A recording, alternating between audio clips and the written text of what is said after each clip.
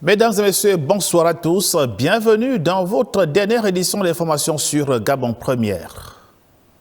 Face aux tensions migratoires qui persistent en Afrique du Sud, le Gabon renforce la protection de ses ressortissants. 28 Gabonais ayant exprimé le souhait de regagner leur pays sont arrivés ce mercredi à Libreville dans le cadre d'une opération de rapatriement volontaire. Étaient sur place pour le compte Gabon Première à l'aéroport international Léon-Ba de Libreville, chez la Mebale Ludovic Bitege et Sarazan.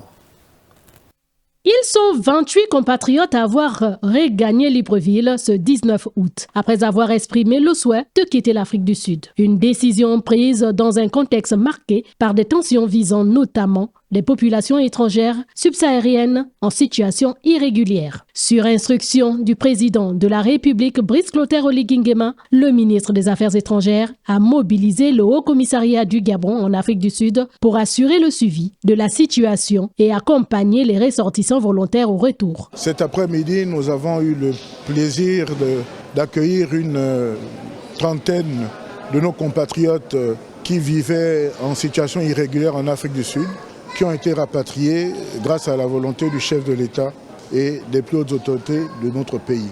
Il y a eu des soubresauts en Afrique du Sud, les populations, dans un geste que d'autres qualifient de xénophobe, ont pris à partie les populations subsahariennes, notamment les Africains qui étaient en situation irrégulière.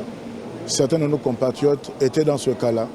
Donc pour leur protection, les autorités gabonaises les ont fait revenir au pays. Nous avons une trentaine de personnes qui sont rentrées, je disais, mais c'est à peine 1% de la population gabonaise en Afrique du Sud. Nous avons des milliers de compatriotes qui vivent en situation régulière.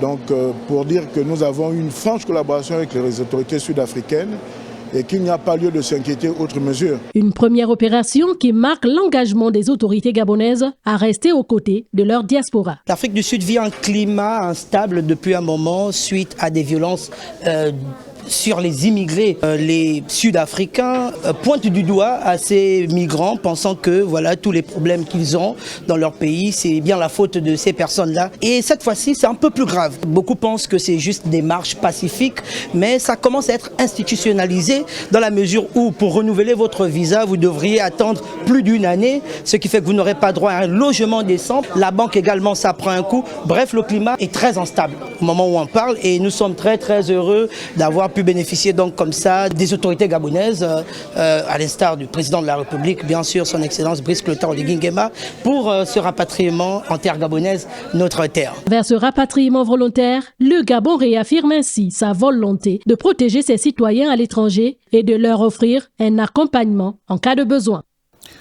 Cérémonie de fin de formation à l'École nationale de gendarmerie. Plus de 1000 élèves officiers ont reçu leur parchemin ce jour en présence du chef d'état-major de la gendarmerie nationale, le général Yves Baraswaga. Le point avec Cabré Guilain Les Mamies et Gérard Magnagna. Ils sont au total 1029 jeunes Gabonais qui reçoivent leur parchemin après avoir passé une formation commune de base. Ces élèves officiers de deux sexes sont issus du recrutement lancé en 2025 par le chef de l'État, Brice Clotaire Oligui Nguema. Sur l'effectif initial de recrues précédemment indiqué, 17 ont été radiés pour diverses raisons, à savoir 9 pour des cas de grossesse acquise avant même l'admission au groupement d'instruction de gendarmerie. 2 pour inaptitude médicale. 2 pour abandon volontaire. La formation de ces élèves officiers était axée sur l'enseignement militaire, comprenant l'armement et l'instruction sur le tir, la tactique et transmission, la topographie, l'ordre géré et le sport et l'enseignement professionnel. La spécificité de ce programme de formation et les résultats obtenus attestent que ces stagiaires sont désormais aptes à servir dans toutes les unités de gendarmerie en qualité d'éléments. Cette cérémonie marque cependant la fin d'une première étape du parcours des élèves officiers de la gendarmerie nationale. La cérémonie de ce jour ne doit pas être considérée comme l'aboutissement de leur formation. Elle constitue au contraire le passage d'une première étape d'apprentissage à une phase nouvelle, plus exigeante encore. 4 exercices de démonstration ont mis fin à la cérémonie à l'exemple de la manipulation des armes et de la marche groupée. Dans la suite de ce 23h, je vous invite à présent à suivre ce communiqué qui nous vient du gouvernorat de l'Estuaire. Communiqué.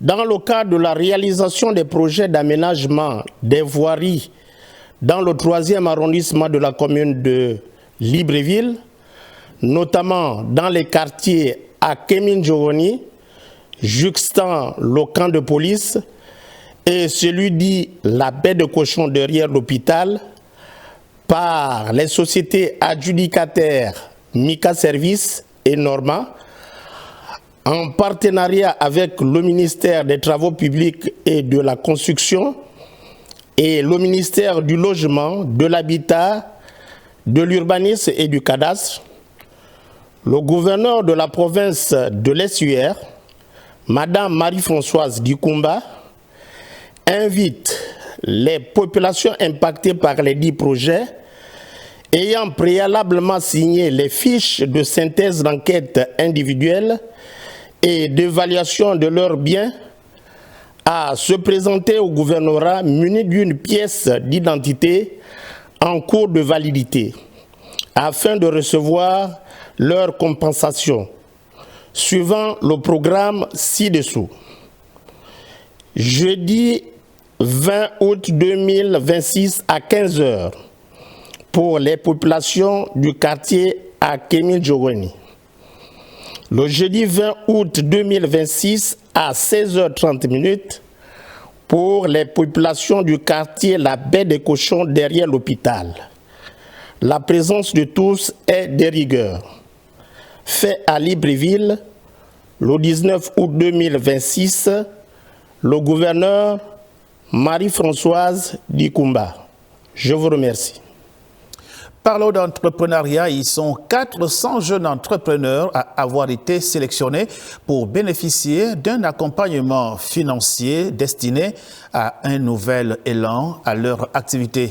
De la petite pâtisserie à d'autres secteurs jugés prioritaires, ces porteurs de projets pourront accélérer ou accéder à des financements à un taux d'intérêt de 6%. Une initiative portée par Épargne et Développement du Gabon avec la couverture de la Société de garantie du Gabon et l'appui du ministère du Commerce, des PME, PMI et de l'entrepreneuriat des jeunes. On fait le point avec Yannick Menga.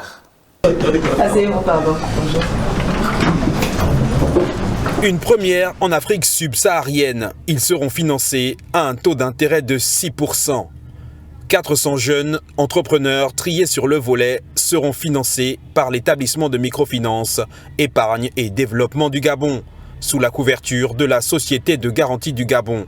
Le tout sous le contrôle du ministère du Commerce, des PME-PMI et de l'entrepreneuriat des jeunes. Certains secteurs sont principalement ciblés, en l'occurrence la petite pâtisserie et le métier de barista. La raison de notre présence ici s'inscrit dans tout ce qui est inclusion financière. L'inclusion financière parce que nous sommes là pour signer une convention pour soutenir 400 jeunes partout dans le Gabon dans le cadre du financement des TPE à un taux relativement social. Donc nous avons signé la convention avec le ministère des PME, EDG qui est un établissement des microfinances et la Société de garantie du Gabon qui vient couvrir ces transactions sous forme de partage de risques. L'objectif également, c'est de faire en sorte que ceux qui vont rembourser puissent bénéficier d'un deuxième palier de financement parce que nous sommes également partenaires d'autres fonds initiés par les plus hautes autorités pour avoir des success stories dans le cadre de ce programme. Il s'agit donc d'un projet envergure nationale prévu pour s'étendre sur l'ensemble du territoire avec pour impact la lutte efficace contre le chômage des jeunes. Entamé le 10 août dernier, la mission de travail du ministre de la Mer, de la Pêche et de l'économie bleue dans le sud-ouest du Gabon s'est achevée avec l'étape de Tchibanga dans la Nyanga, marquée par 2 temps forts. D'abord, la visite de la station piscicole de Mogoti, suivie de la remise de matériel à l'inspection provinciale des pêches et de l'aquaculture. Le point avec Arnaud Manza et Guy Serge Dissambo. Pour cette ultime étape dans le sud-ouest du Gabon, direction la commune de Tchibanga. D'abord, la visite de la station piscicole de Mogoti. Ici, vous avez un espace réparti à 18 étangs sur une étendue de 63 arts. Et on a des étangs de grossissement, on a des étangs de pré-grossissement et on a des étangs d'alevinage. C'est un site qui date des années 50, un héritage des colons. Donc, lors du partenariat avec Peace Corps, voilà, donc nous avons hérité de cet espace où on faisait de la production de poissons. Voilà, et ça a été rétrocédé à l'État gabonais. Ce site, dédié principalement à l'élevage du silure et du tilapia, connaît depuis un bon moment des difficultés de fonctionnement. Première difficulté, pas d'aliments. Deuxième difficulté, l'entretien du site. Il n'y a pas de budget. À l'époque, je mettais la main dans la poche, mais entretenir plus de 4 hectares, c'est tellement coûteux. Il nous faut un plan d'urgence. Vous avez pu constater à la station de Mogoti que le potentiel est là, mais malheureusement, cette station n'a pas de budget de fonctionnement. Autre étape, l'inspection provinciale des pêches et de l'aquaculture de la Nyanga, qui bénéficie de nouveaux équipements. Ce matériel, c'est pour renforcer les capacités de cette administration à pouvoir rendre le travail un peu plus fluide suite à l'inventaire qui avait été effectué par les services des mois un peu plus tôt. Donc nous sommes là pour le renforcement des capacités opérationnelles. Il s'agit pour le gouvernement d'outiller l'administration pour une meilleure gouvernance de la ressource halieutique. Nous restons dans cette localité et nous partons à Luango, à 30 km de Tchibanga. Nous sommes toujours, je le disais, dans la province de la Nyanga. Et là-bas, les populations veulent enfin voir les retombées de l'exploitation forestière. Le préfet de Mogoti, les habitants et une société forestière se sont réunis pour poser les bases d'un partenariat. Au menu, la signature d'un cahier des charges pour encadrer les engagements de l'exploitation. Nous retrouvons notre correspondant sur place, Gildas Bifiga. L'exploitation forestière dans différentes localités cause toujours problème, surtout lorsque la RSE n'est pas prise en compte. C'est le cas des populations du village Luango, situé à plus de 30 km de Tchibanga, où les revendications des populations sur la signature des cahiers des charges étaient à l'ordre du jour. Et pour trancher ce qui paraissait être comme un frein pour la société, le préfet de Mogoti s'est rendu sur les lieux, l'objectif étant de ramener la sérénité au sein des deux parties. Nous sommes ici pour poser les bases d'une cohabitation durable. Il faudrait qu'il y règne une sorte d'osmose, la symbiose, l'entente. Mais le cahier des charges doit suivre un protocole avant qu'il ne soit signé, a rappelé le directeur provincial des eaux et forêts. Or, dans la loi forestière, chaque assiette annuelle de coupe bénéficie de 3 années d'exploitation. Pour ce qui est de Luango, il s'agit des assiettes 2024 et 2025. Vous le posez, si ce projet concorde peut ou bien peut servir, ou la cagnotte qui est là peut déjà nourrir le projet, pas de souci, on verra comment demander à l'opérateur de signer un cahier de charge. Pour la société, l'exploitation se fera en toute légalité. Nous allons commencer à travailler dans la sérénité. Parce que sans ce document, sans ce travail, on ne peut pas aboutir au cahier de charge. À tort que les choses prenaient un peu de temps ou que les concessionnaires que nous sommes se défilaient. Ce n'est pas du tout le cas.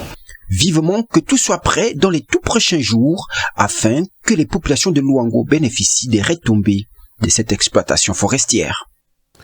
L'Agence nationale des bourses du Gabon, ANBG, vient de paraffer une convention avec l'Agence nationale de formation et d'enseignement professionnel, ANFEP en abrégé, un partenariat qui vise à faciliter l'accès des étudiants à des formations professionnelles qualifiantes grâce à l'octroi des bourses d'études. Le point avec Georges Kombila et Jean-Pierre Moussoami de Timboué. Faciliter l'accès des jeunes à la formation professionnelle et favoriser leur insertion dans les secteurs porteurs d'emploi. C'est l'objectif du partenariat signé entre l'Agence nationale de bourse du Gabon, l'ANBG, et l'Agence nationale de formation et de l'enseignement professionnel, l'ANFEP. Les deux structures entendent accompagner les apprenants dans leur parcours à travers l'accès aux bourses et à des formations qualifiantes dans plusieurs centres du Gabon. Cette convention va nous permettre justement de répondre à ces instructions du président de la République qui met un point d'honneur à justement ce que les étudiants soient formés dans des métiers qui correspondent aux besoins de l'État. Puisque ce seront des bourses qui sont faites à leur attention, qui vont déboucher justement sur des métiers qui pourront permettre une insertion professionnelle rapide. Ce partenariat ouvre ainsi de nouvelles perspectives aux jeunes désireux d'acquérir des compétences dans des filières répondant aux besoins du marché de l'emploi. À la prochaine cohorte, on encourage les apprenants, on encourage les stagiaires à s'inscrire, prendre la tâche et voir sont les modalités d'accès à ces bourses. Ces bourses sont dédiées essentiellement au centre TIC COC, au centre BTP d'un COC, au SIMFEP de Nkok, au SIMFEP de Tchengue et au SIMFEP de Mvengue. À travers ce maillage de raisons, l'ANBG et l'ANFEP affichent leur volonté commune de faire de la formation professionnelle un véritable levier d'insertion et d'autonomisation des jeunes gabonais. 3 milliards de francs CFA, c'est le montant alloué pour moderniser l'université Omar Bongo. Une enveloppe pour renforcer ses capacités d'accueil, d'améliorer les conditions d'apprentissage et d'accélérer sa transformation numérique. Sur place, les équipes techniques sont à pied d'œuvre pour la construction d'un nouveau bâtiment académique et réhabilitation des voiries. Ahmed Beni Evaka, Ludovic Bitege, Adoli Nkenabaga pour le reportage. À l'université Omar Bongo, cette orientation prend désormais une forme concrète.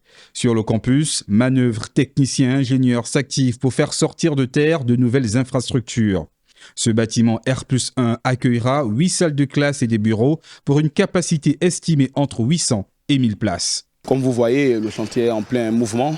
Nous sommes sur un 3x8 avec une capacité de 250 personnes présentement et les autres rayonneront au moment venu. Leur réhabilitation doit améliorer la circulation et l'accessibilité au sein de l'université. Pour l'instant, nous avons juste reçu l'ordre de faire les travaux qui mènent du rectorat jusqu'à la sortie au niveau de l'ambassade du Cameroun.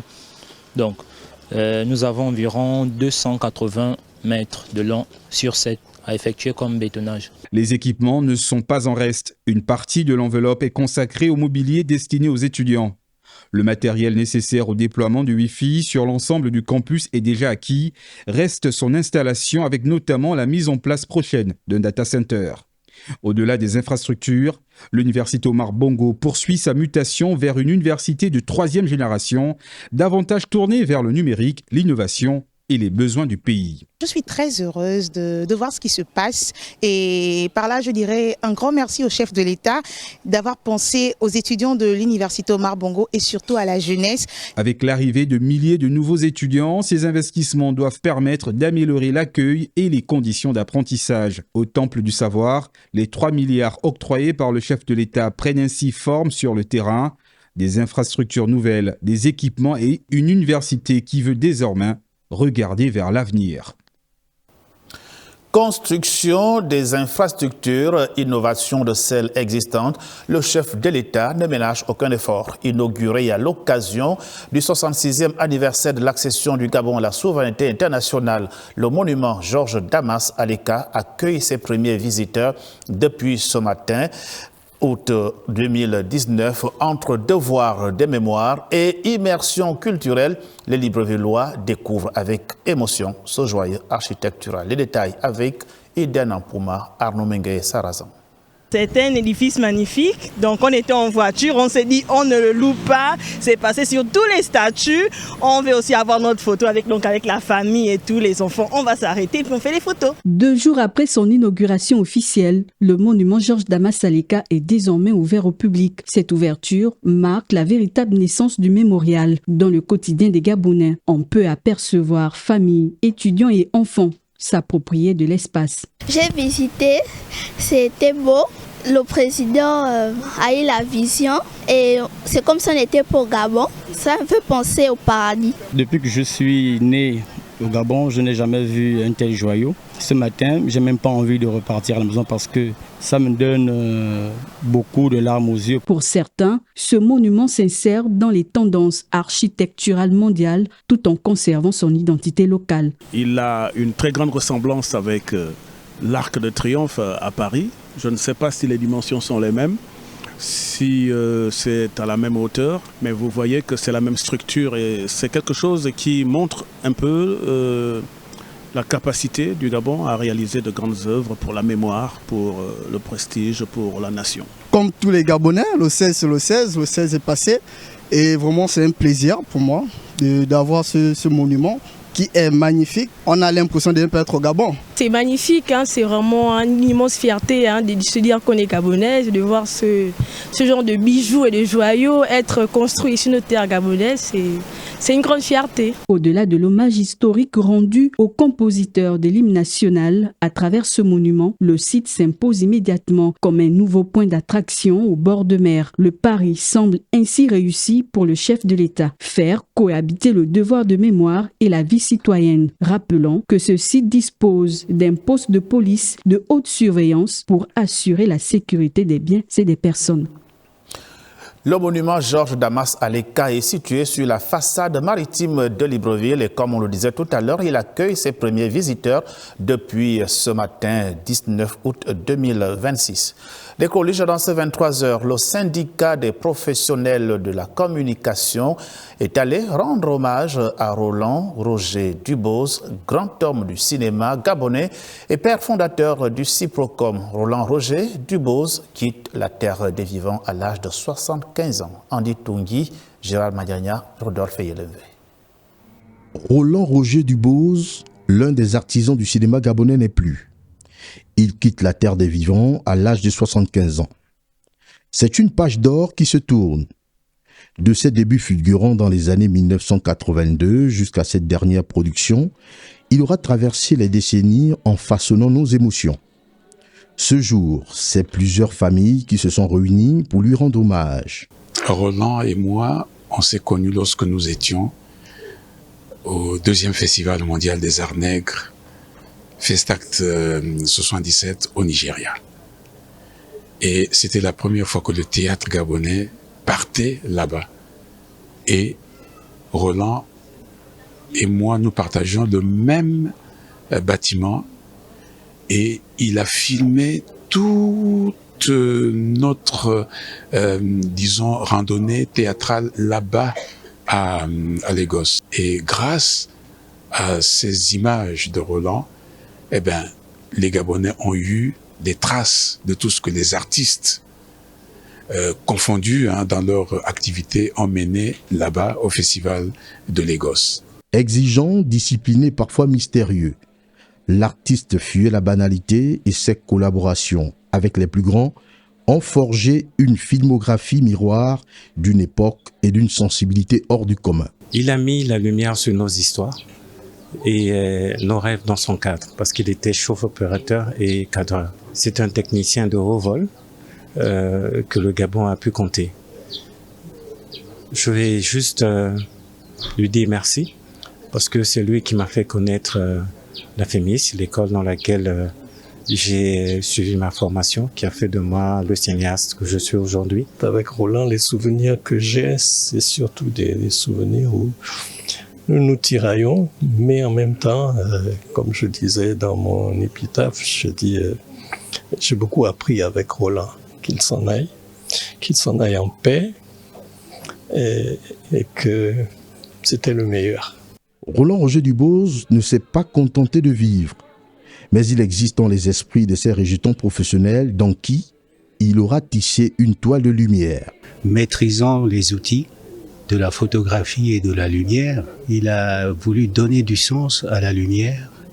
Et je pense que cette quête-là, elle était au-delà du professionnel, elle était métaphysique. Tonton Roland, c'était une pièce maîtresse à la famille parce que c'était lui le référent en matière de photo. Il a fait de la photo dans toute sa carrière sur le plan professionnel, mais c'était lui aussi qui couvrait tous les événements famille. Le fils de Georges-Édouard-Henri Dubose et de Yvonne Iwenga est le président fondateur du syndicat des professionnels de la communication Cyprocom.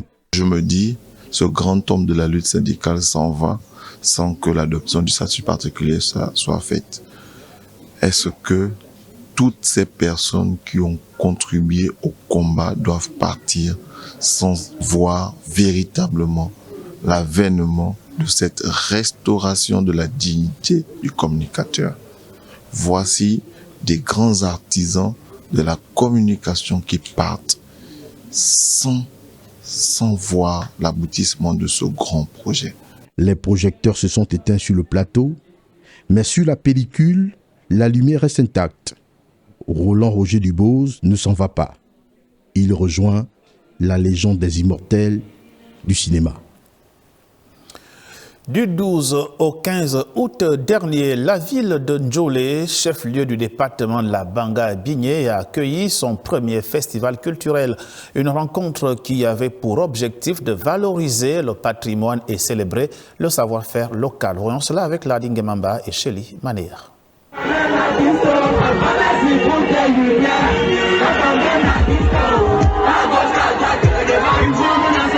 Un épilogue de la première édition du Festival culturel de la Banga-Bigné en apothéose. Après 96 heures de communion, de partage et de valorisation du patrimoine culturel, la ville d'Ndjolé a eu le mérite de mettre en lumière ses atouts traditionnels et culturels. Un rendez-vous qui nous rassemble, qui nous inspire et nous rappelle la richesse exceptionnelle de notre patrimoine.